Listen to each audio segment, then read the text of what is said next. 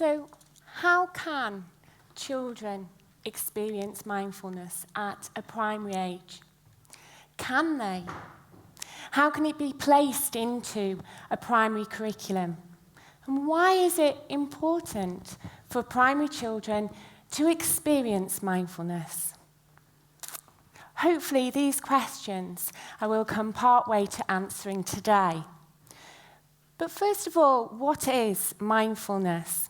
Well, the following definition by Jon Kabat-Zinn is widely recognised in the mindfulness world. Mindfulness means the awareness that arises from paying attention in a particular way, on purpose, in the present moment, and non-judgmentally. Imagine a classroom of primary children choosing to focus on the present moment, with a strong silence that they choose, really connecting with the here and now, allowing themselves to just pause and be. Mindfulness is something that in a technological world that we live in now is maybe something that the children need. Our children are growing up in a technological world, a world that they need to embrace for their future employment. But does it come with a health warning of overstimulation or reliance? Maybe, as I say, now more than ever, the children need to connect with those present moment, times, experiences, rather than the constant pull and reliance of social media and gaming. Could be said that toddlers are quite near to mindfulness. If you see them with an object in their hand, they are completely absorbed and really in that moment. So could it be that modern life is teaching us how to being mindful? The fact that this is non-judgmental is a revelation to the children. What if my mind wanders? Well, what if my attention goes? What, miss? You're not going to test us on this? It really is just this acceptance that we are just noticing what is here right now. And that with that, our minds wander. That is the nature of our minds. And all we're doing is noticing and bringing our attention back. Quite often this can be with our friend that is always there, our breath, focusing on our breath. Now with mindfulness, it encourages us to tune in to the present moment with attitudes of kindness, patience, inquiry, curiosity. And surely those attitudes to have in education could truly enhance the learning environment and the relationships within them.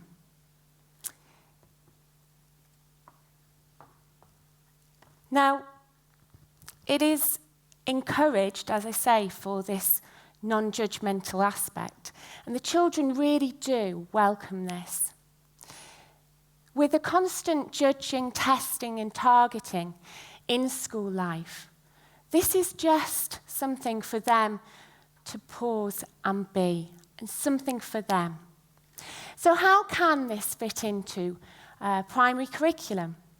Well, Pause B has been developed over 5 years in a real school with real children. I'm proud to say, a school in North Wales, Ysgol Pen Y Bryn. It's been developed with experienced primary teachers, an experienced mindfulness teacher, Sarah Silverton, and the Mindfulness in Schools project. But essentially, it's been developed for the children, but by the children. Their overwhelming positive response to the mindfulness, something that they recognise they want and they need, has really helped to shape the curriculum today. And it has been an overwhelming positive response from the children. But obviously it's like anything, isn't it? It's not for all.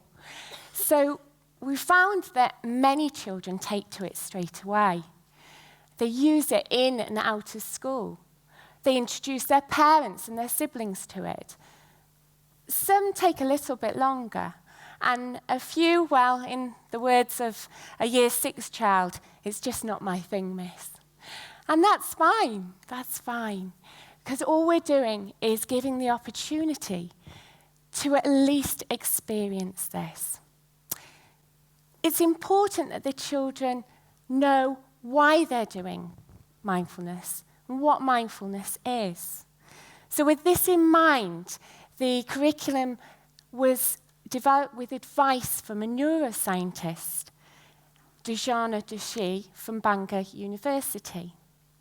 And with her clarity and knowledge of neuroscience on a child-centered level, the children are able to explore the amazing brain. So they actually look at the prefrontal cortex and the hippocampus, the amygdala and the insula. And they start to recognize that actually by training their mind, they can change their brain. Neuroscience research shows that there is a link between mindfulness practices and a change in the function and structure of the brain. It also has a link, it's showing some form of link to improve concentration, mood regulation, and appropriate responses. Now, the children love learning about the brain, and Deshana visited the school and heard a child of 8 talk about the prefrontal cortex and was reduced to tears of joy. And the following quote from a 10-year-old shows how, in a child's level, they can actually explain these parts of the brain. The prefrontal cortex helps you to concentrate and make choices. The hippocampus links and experiences to new ones, links old experiences to new ones. The amygdala reacts in 3 ways: fight, flight, and freeze.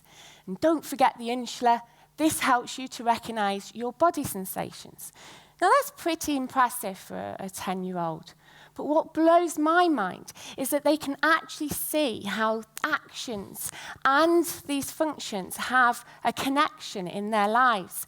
So an example of this was a boy who came in from break saying, "I was so cross, I really wanted to lash out. That was my amygdala.